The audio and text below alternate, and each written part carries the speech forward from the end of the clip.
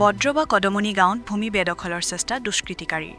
জিলা উপায়ুক্তৰ জৰিয়তে আইনী সহায় বিচাৰিছে ভুক্তভোগীয়ে বদ্ৰ বা কদমনি গাঁৱত গুলজাৰ হুছেইন নামৰ এগৰাকী ব্যক্তিৰ নিজৰ পৈতৃক সম্পত্তি বেদখলৰ চেষ্টা দুষ্কৃতিকাৰীৰ এটি দলৰ উল্লেখ্য যে কদমনি গাঁৱৰ কিসমতৰ 138 নং ম্যাদী পট্টাৰ 100 আৰু 131 নং দাগৰ 4 কঠা 10 লেচা মাটি আব্দুল কাদিৰৰ স্থলত উত্তৰাধিকাৰে সূত্ৰে গুলজাৰ হুছেইনৰ নামে নামজাৰি হয় গুলজাৰ হুছেইনৰ এই পৈতৃক সম্পত্তিৰ ওপৰত এতিয়া হেন চকু একে গাঁৱৰে ৰফিকুল ইছলামৰ এই ভূমিখিনি দখলৰ বাবে ৰফিকুলে বিভিন্ন সময়ত ভুক্তভোগী পৰিয়ালটোক দি আহিছে ভয় ভাবুকি ভুক্তভোগী পৰিয়ালটো ভুগিছে এতিয়া নিৰাপত্তাহীনতাত যাৰ পৰিপ্ৰেক্ষিতত জিলা উপায়ুক্তৰ জৰিয়তে আইনী সহায় বিচাৰিছে ভুক্তভোগী গুলজাৰ হুছেইনৰ পৰিয়ালে এতিয়া প্ৰশ্ন হয় এই ভুক্তভোগী পৰিয়ালে ন্যায় পাবলৈ সক্ষম হ'বনে নে নিজৰ পৈতৃক সম্পত্তি থাকিও এনেদৰে প্ৰাণৰ মায়াত ভুগি থাকিব হেয়া হ'ব পৰৱৰ্তী সময়ত লক্ষণীয় আমাৰ গাঁৱৰ নাম হল কদমনি গাঁও আমাৰ নাম হল মোহাম্মদ নওশাদ আলী আৰ এই এখেতৰ নাম হল মোহাম্মদ গুলজাৰ হুছেইন আৰ ঘটনাটো হৈছে আমাৰ নিজৰ মাটি আমাৰ দেউতাৰ মাটি আমাৰ নামত নামজাৰি এইটো মাটিত আমি ঘৰ সাজি পেলাই থাকি আছোঁ আমাৰ থকাৰ কোনো ব্যৱস্থা নাই জাগা নাই আমাৰ এইখিনি মাটি এই মাটিত আমি ঘৰ বনাইছোঁ এতিয়া গাঁৱৰ কেইজন দুষ্কাৰী আছে এই দুষ্কাৰীবিলাকে এনেকুৱা কৈ আছে আমাৰ ঘৰ ভাঙি দিব বুলি আৰু আমাক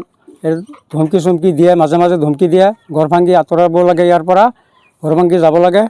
আমি আমাৰ নিজৰ মাটিত ঘৰ বনাইছোঁ আমি ক'ত যাম সিহঁতক কৈছোঁ বোলে আমি ক'ত যাম আমাৰ মাটিত আমি ঘৰ বনাইছোঁ কিয় আমাৰ ঘৰ ভাঙিব লাগে আমি এতিয়া আইনৰ আশ্ৰয় বিচাৰি আছোঁ আমি পুলিচৰ সহায় বিচাৰি আছোঁ যাতে পুলিচে ন্যায় দিয়ে আমাক আৰু কোৰ্টে যাতে আমাক ন্যায় দিয়ে আমি কোৰ্টৰ ওচৰত আদালতৰ ওচৰত আমি অতি কৰজোৰে মিনতি কৰি কওঁ যে আমাক কোৰ্টে যাতে ন্যায় দিয়ে কাগজ পাতি চাই পেলাই যে হকিকত মানে হক বিচাৰ কৰে আমাৰ কোৰ্টৰ ওচৰত এইটোৱে আমাৰ আবেদন মাটি আমাৰ মাটি হ'ল 4 কাঠা 10 লোচা আৰু এই গুলজাৰ হুছেইনৰ 4 কাঠা 10 লোচা মাটি আৰু এই হাৰেজালিৰ 4 কাঠা 10 লোচা মাটি এই মাটিখিনি ৰফিকুলে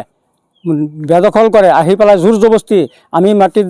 ঘৰ বনাইছোঁ এতিয়া ৰফিকুলে ঘৰ ভাঙি দিব মানুহ লৈ পেলাই এই গাঁৱৰ মানুহ কেইজন আছে দুষ্কাৰী মানুহ এইবিলাকক লৈ পেলাই ৰফিকুলে আমাক মানে ঘৰত থাকিব নিদিব বুলি দাই ধমকি দিয়ে আৰু মাৰপিট কৰিব জানে মাৰি পেলাব এনেকুৱা কয় ঘৰ ভাঙি দিব বুলি কয় মাটিখিনি ইমান দিনে আপোনালোকৰ দখলতে আছিল নে বেলেগে দখল কৰি আছে আমাক মাটিত ৰফিকুলে যাবই নিদিয়ে সেই আমাক ভয় দেখুওৱা দাও লাকতি লৈ পেলাই আমি মাটিত গ'লে এতিয়া আমি গৈ পেলাই কাগজ পাতি লৈ আমি মানুহক গাঁৱৰ মানুহক দেখুৱাই কাগজ দেখুৱাই আমি পাছত ঘৰ বনাইছোঁ এই মাটিত এতিয়া ৰফিকুলে আমাক এনেকুৱা হেৰাছমেণ্ট দি আছে আমি এতিয়া আইনৰ সহায় বিচাৰি আছোঁ আইনে যাতে আমাক ন্যায় বিচাৰ দিয়ে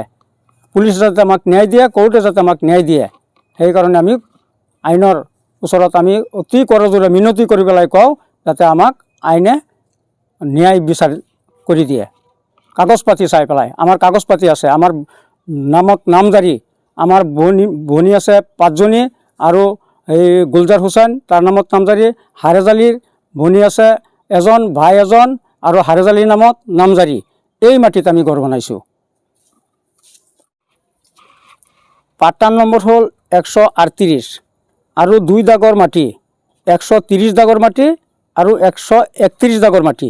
এইখিনি মাটি মুঠ মাটি হৈছে 3 বিঘা 3 কঠা 1 লোচা মাটি এইখিনি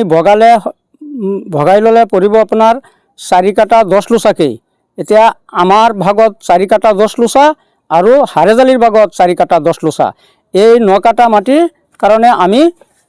ন্যায়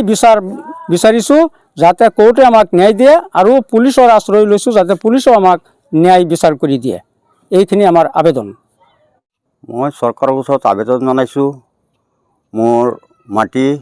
দাদাৰ মাটি মোৰ দেউতা পাইছে মাটিত দখল নিদিয়াৰ পাছত মই কাগজ পত্ৰ ওলাই পেলাই ভাবিছোঁ যে মোৰ মাটি আছে 4.5 কাঠা মাটি